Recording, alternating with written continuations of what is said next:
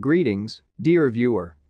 The life of a newborn boy was saved by a plastic bag, according to a young mother who described how her son was born with his intestines growing outside of his body. Despite the fact that Noah Lemon was born a month early, his organs were protruding from the bottom of his abdomen. In order to keep his exposed organs covered and in place, doctors at Leicester Royal Infirmary placed him in a plastic bag at just a few hours old. This was done in order to save his life. It's been a difficult journey for his mother, Dorinda Vaslu, aged 22 and a state agent from Peterborough, Cambridgeshire, who said, "Noah has been a genuine little fighter, and we're really fortunate that he's excelled in every part of his recuperation.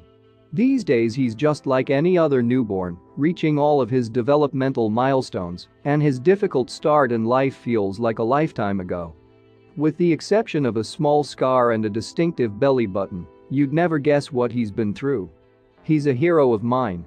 Following 6 months of unsuccessful attempts, she and her partner were overjoyed when she became pregnant towards the end of 2018. After 6 months of trying, according to her, Luke and I were starting to grow a little concerned that nothing was happening.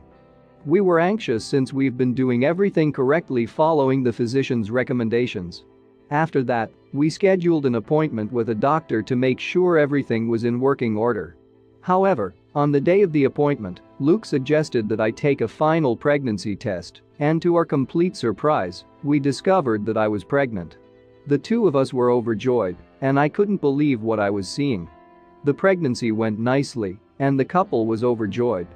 However, at their 12-week ultrasound at Peterborough City Hospital, the couple discovered that their baby had suspected gastroschisis, a condition they had never heard of before. This occurs when the abdominal wall does not fully mature, resulting in the baby's intestines developing outside the body and being exposed to the environment. When the infant is born, I had a feeling something wasn't quite right throughout the scan," she explained. In between zooming in on things and remaining silent, the sonographer continued, "It was a tremendous vibe. We both glanced at each other and anxiety crept in. In the meantime, the sonographer walked out of the room and summoned in someone else. It was a very tense situation. I broke down in tears because I knew something wasn't right." A second sonographer entered the room and stated that we had discovered an anomaly in our baby's abdomen. We were escorted into a separate area where doctors sat us down and guided us through the many ailments that could be causing this issue. After a couple of days, the couple was scheduled for an appointment at a specialist hospital in Leicester, where more scans were performed, and the diagnosis of gastroschisis was confirmed by the doctors. It was heartbreaking. Dorinda described the experience. "You naturally walk into your first scan giddy with enthusiasm and expect everything to be fine, and when you discover that it isn't, it's incredibly difficult to come to terms with," says the doctor. "It was only natural for us to turn to the internet and discover more about the disease our baby was suffering from and what we may expect. Since anything you read online can be highly intimidating, we tried our best to have an open mind and found hope in other gastroschisis success stories, which we shared with our family and friends. With the exception of more regular scans, nothing changed during the pregnancy. It was planned to induce her at 37 weeks, but her waters broke a week before that, more than a month before her scheduled due date. Luke, a 29-year-old construction plant operator, picked her up and drove her to Leicester, where she was lodged. My waters broke, but I didn't go into labor as a result of it, but because my waters had broken, I was at risk of infection and physicians had no choice but to put me on an induction drip. I'd been in labor for more than 30 hours, then within an hour I went from being 2 cm dilated to being 10 cm dilated, and he took off." Luke videotaped Noah's birth on his GoPro so that we could all witness Noah's birth in real time. "We anticipated his birth would be frenetic with a large number of people waiting to meet him, so we wanted to capture it all on film. Baby Noah, who weighed 5 pounds, 5 ounces when he was delivered on June 28 of this year, was transferred to intensive care immediately after birth and then to the operating room under local anesthesia 2 hours later. According to the hospital, we had anticipated what would happen when he was delivered, but nothing could have prepared us for the shock of having your newborn kid taken away and placed in an incubator as soon as he was born. To be required to sign consent for surgery just minutes after giving birth is extremely difficult emotionally, Dorinda explained. In anticipation of seeing him, we all prayed for the greatest possible outcome. Our family was extraordinarily fortunate that Noah's entire intestine was successfully reinserted 2 hours after his birth. Thanks to the efforts of the doctors, each case of gastroschisis is unique, and some can result in family spending months in the NICU. However, we were really fortunate, and Noah only had to stay in the hospital for 3 weeks until he was strong enough to be discharged.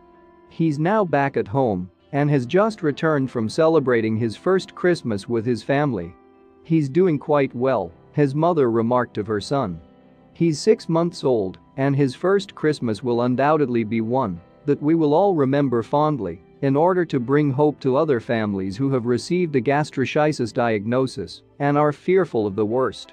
I created an Instagram feed documenting his entire journey from the day he was born. It's important to remember that gastroschisis does not define your pregnancy or baby.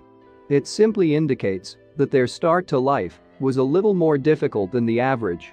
And they're all wonderfully powerful kids. Gastroschisis is a birth condition that's growing increasingly widespread, yet the exact cause is still unknown at this time. A substantial and increasing network of gastroschisis families exist in the United Kingdom, as seen by gatherings held in honor of International Gastroschisis Day, which takes place on July 30th. Noah was too little to participate in this year's Awareness Day, but we hope to participate and raise awareness the following year. In the new year, Luke will participate in a sponsored skydiving to raise money for the Leicester Royal Infirmary. I'll never be able to express my gratitude to both hospitals and their entire staff for everything they've done, but I genuinely want to give something back to everyone who helped save our lovely boy's life, he said. NICU is a wonderful facility that deserves to be appreciated and thanked on an ongoing basis. They're wonder workers who also provide a great deal of help to their children's parents. What is gastroschisis, and how does it manifest itself? Gastroschisis is a congenital abnormality of the abdominal or belly wall that affects the lower abdomen. When the infant is born, his or her intestines are found outside of his or her body, exiting through an opening near the belly button. The hole might be tiny or large, and other organs, such as the stomach and liver, can sometimes be found outside the baby's body as a result of the defect. Gastroscopy cysts happens during the first trimester of a pregnancy when the muscles that make up a baby's abdominal wall do not develop properly. A hole forms in the body, allowing the intestines and other organs to protrude outside the body, commonly to the right side of the belly button, causing discomfort in this situation. Because there is no protective sac covering the intestines and they're exposed to the amniotic fluid, the intestines might become irritated and shorten, twist or bulge. Problems with other aspects of life. Surgery will be required shortly after the baby's birth in order to place the abdominal organs inside the baby's body and repair the hole in the abdominal wall that's been created even after the repair.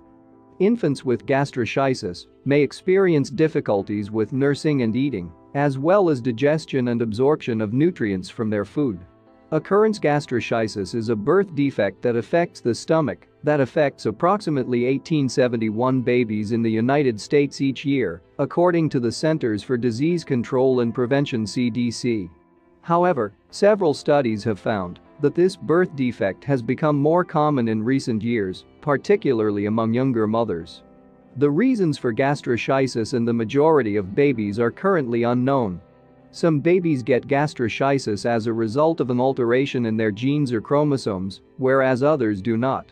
A combination of genes and other variables, including as the things women comes into touch with in the environment, what she eats or drinks, or certain medications she consumes during pregnancy, could also result in gastroschisis in the unborn child. The Centers for Disease Control and Prevention is interested in learning more about the causes of birth abnormalities.